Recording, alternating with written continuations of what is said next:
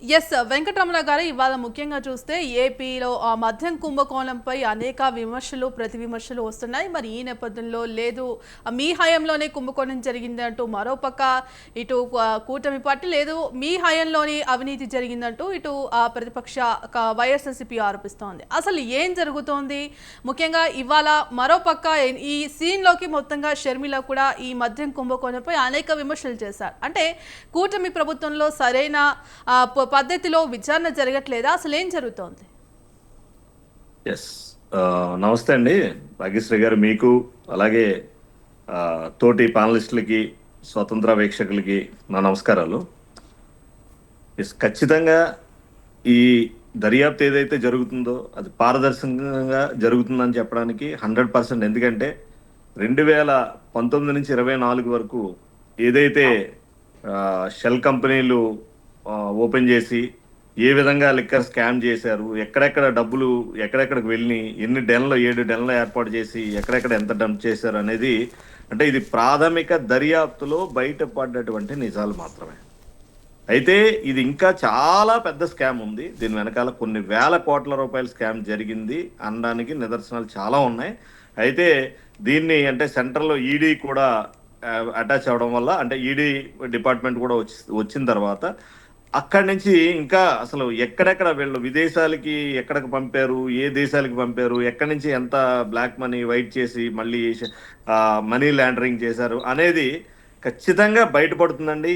ఏమీ సందేహం లేదు. ఎందుకంటే వీళ్ళు అంటే ఈ వైసీపీలో ఉన్నటువంటి ఎవరైతే లిక్కర్ ఈ దందాలో ఎవరైతే పార్టిసిపేట్ చేశారో వాళ్ళందరినీ కూడా సిట్ విచారించడం జరుగుతుంది. అట్లాగే ఇదే కాదు, ఛార్జ్ షీట్ ఒకటే కాదు, ఇంకా 2-3 ఛార్జ్ షీట్లు వేయాల్సినవి ఉన్నాయి. ఎందుకంటే ఎవిడెన్స్ ప్రాథమిక ఆధారాలు బట్టి ఈరోజు ఈ పరిస్థితికి వచ్చింది. అయితే షర్మిల గారు అన్నం ఏంటంటే సిట్ సరిగ్గా దర్యాప్తు చేయట్లేదు అది ఇది అన్నారు. అది కరెక్ట్ కాదండి. ఎందుకంటే సిట్ వాళ్ళ పరిధి చాలా పరిమితం.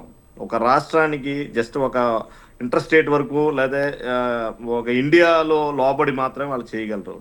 విదేశాల్లోకి వెళ్ళినటువంటి మనీ సంబంధించినవి కానివ్వండి, ఆ మనీ ట్రాన్స్ఫర్స్ కానివ్వండి, మనీ లాండరింగ్ సంబంధించినటువంటి వ్యవహారాలకి ఖచ్చితంగా మనకి సెంట్రల్ గవర్నమెంట్ సపోర్ట్ తీసుకుని, ఈడీ సపోర్ట్ తీసుకుని, ఈడీ వాళ్ళు కూడా ఎంటర్ అయితే ఇది ఎంత పెద్ద స్కాము, ఎన్ని వేల కోట్లు జగన్మోహన్ రెడ్డి గారి దగ్గర నుంచి కింద వరకు కూడా ఏ స్థాయిలో జరిగింది అనేది ఖచ్చితంగా తెలియజేయడం జరుగుతుంది. ప్రజలకి ప్రతి విషయం కూడా పిన్ టు పిన్ వివరించడం జరుగుతుంది. ఎందుకంటే ఇదేదో దాచిపెట్టి, అలాగే వీళ్ళు ప్రతిపక్షం అంటున్నారండి ఈరోజు చంద్రబాబు నాయుడు గారి టైంలో స్కామ్ జరిగింది, మేము వచ్చిన తర్వాత ఏదో మేము కొన్ని వైన్ షాపులు గవర్నమెంటైజేషన్ చేసిన తర్వాత మరి అలాగే మేము బెల్ట్ షాపులు తీసేసాం, అట్లాగే పర్మిట్ రూములు తగ్గించేసాం, ఏదో రకరకాలుగా మాట్లాడుతున్నారు.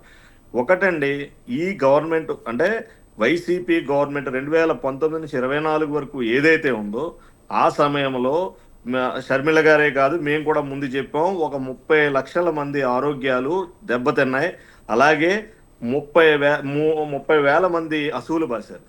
ఇటువంటి సందర్భంలో ఇది ఎంత చీప్ లిక్కరు, ఎంత దారుణమైనటువంటి, అది దాన్ని ఏమంటారంటే విషం అనాలా, అలాహలం అనాలా, ఏదనాలో తెలియదు, ఆ విధమైనటువంటి లిక్కర్ వీళ్ళు సప్లై చేశారు.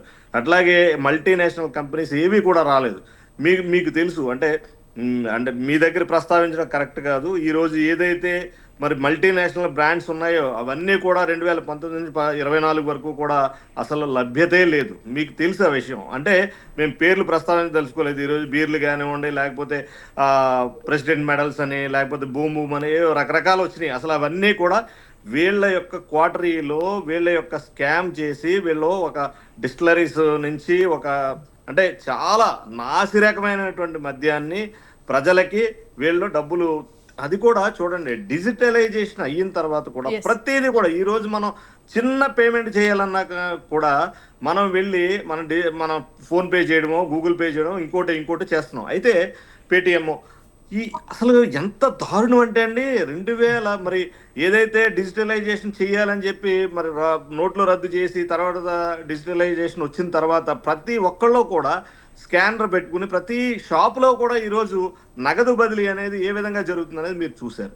అటువంటిది వైన్ షాపుల్లో కనీసం 0.1% కూడా, అంటే 0.6% మాత్రమే వీళ్ళు డిజిటలైజేషన్ చేసి మరి క్యాష్ తీసుకోవడం జరిగింది.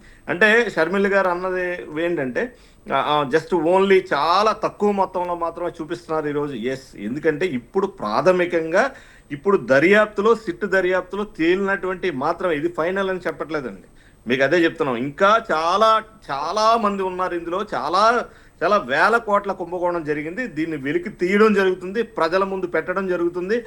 ఎవరైతే దోషులు ఉన్నారో వాళ్ళని ఖచ్చితంగా కఠినంగా శిక్షించే పరిస్థితి అయితే ఈ ఎన్డీఏ గవర్నమెంట్లో ఉంటుందని మాత్రం చెప్పగలను.